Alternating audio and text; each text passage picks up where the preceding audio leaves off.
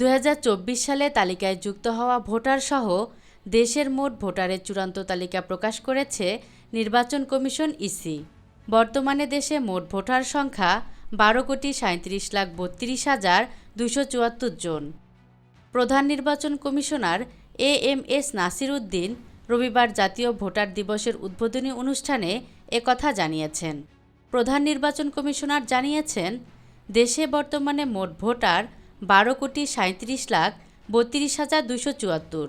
এর মধ্যে পুরুষ ভোটার 6,33,61,615, নারী ভোটার 6,03,69,665।